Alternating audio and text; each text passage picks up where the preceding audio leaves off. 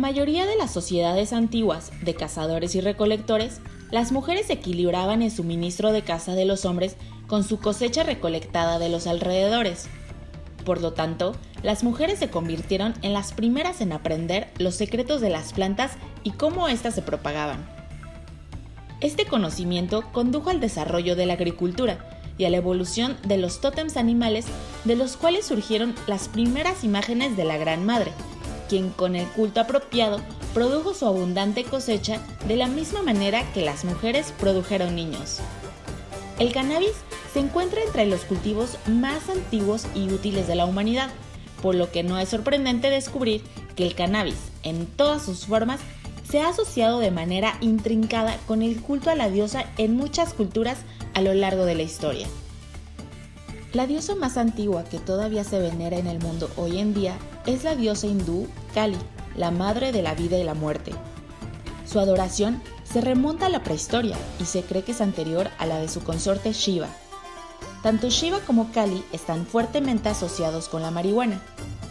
Kali generalmente se representa con una faja de brazos humanos y un collar de calaveras, que representa el aspecto oscuro de la trinidad de la diosa, Virgen, Madre, Bruja.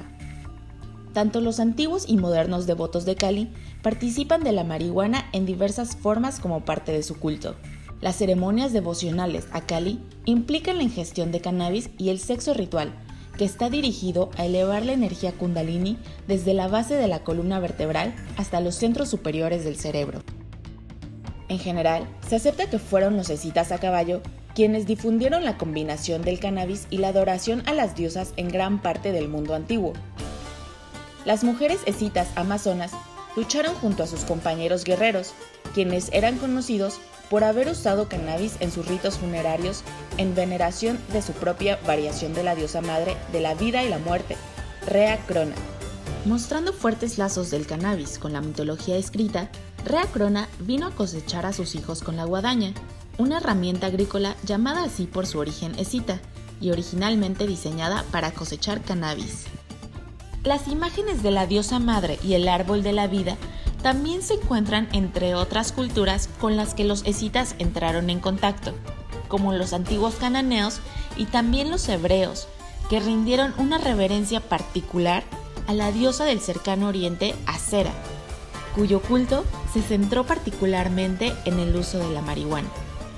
Íconos dedicados a Asera también tienen una representación de un árbol sagrado, muy probablemente una referencia al cannabis que sus seguidores cultivaron y veneraron utilizándolo como sacramento, fuente de alimento y aceite, y también en fibras de tejidos rituales. Entre sus títulos, Asera era conocida como la diosa del árbol de la vida, la divina dama del Edén y la dama de la serpiente. A menudo se representaba a Asera como una mujer con una o más serpientes en sus manos. Fue la serpiente de Asera quien le aconsejó a Eva que desobedeciera la orden del dios masculino de no participar del árbol sagrado. El registro histórico muestra que la versión del Antiguo Testamento del mito de Eva, la serpiente y el árbol sagrado, fue inventada como propaganda contra los cultos de diosas preexistentes. Originalmente, el resultado del mito del Edén no fue trágico, sino triunfante. La serpiente trajo sabiduría, y después de comer la fruta mágica, el propio Adán se convirtió en un dios. Al igual que el árbol de la vida, el árbol del conocimiento era un símbolo asociado con la diosa. Los ritos asociados con su adoración fueron diseñados para inducir una conciencia abierta a la revelación de verdades divinas o místicas. En estos ritos se usaba cannabis y otras plantas mágicas, y las mujeres oficiaban como sacerdotisas. En los primeros tiempos cristianos, el aceite de cannabis sagrado fue ingerido y utilizado por muchas sectas cristianas gnósticas en honor a la Reina del Cielo. Con el surgimiento de una de las sectas cristianas más severamente ascéticas y antifemeninas en Roma, y el posterior desarrollo de la Iglesia Católica Romana, Tales grupos fueron expulsados de la existencia junto con la mayoría de las religiones paganas y el culto a la Gran Madre. La nueva Iglesia romana siguió a sus predecesores judaicos al nombrar a Eva, la representante de todas las mujeres, como la madre del pecado, así como demonizar las plantas mágicas. Sus violentas purgas del culto a la diosa y el uso de plantas mágicas persistieron en la época medieval.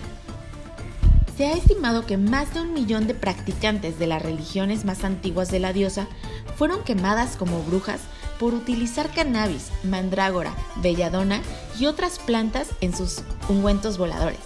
Incluso la heroína medieval francesa Juana de Arco fue acusada de usar cannabis, mandrágora y otras plantas para escuchar las voces que la guiaron, y esto finalmente llevó a la iglesia a comprometerla con las llamas. Similar a su uso en las técnicas espirituales de la India, los maestros medievales ocultistas y alquímicos europeos usaron cannabis para ayudar en el matrimonio del sol y la luna. El sol y la luna en el individuo representan los aspectos masculinos y femeninos del ser. La literatura tántrica, zoroástrica, gnóstica, alquímica y oculta se refiere a casarse con su diosa, lo que significa conectar los aspectos femeninos y masculinos de un individuo en una fuerza unificada. Este tema aparece una y otra vez en la literatura oculta medieval. Al igual que el movimiento de liberación de la mujer que ha tenido lugar en nuestro mundo moderno, la autocompletación del individuo requiere un proceso similar en nuestras mentes. El aspecto femenino o corteza derecha se convierte en una pareja completa con el aspecto masculino o corteza izquierda. Está claro que el cannabis se ha asociado con el culto a la diosa desde la antigüedad. Ahora, mientras estamos al borde de la agonía, es como si la diosa estuviera una vez más extendiendo su mano, ofreciéndonos su sagrado árbol de la vida en nuestro tiempo de necesidad colectiva.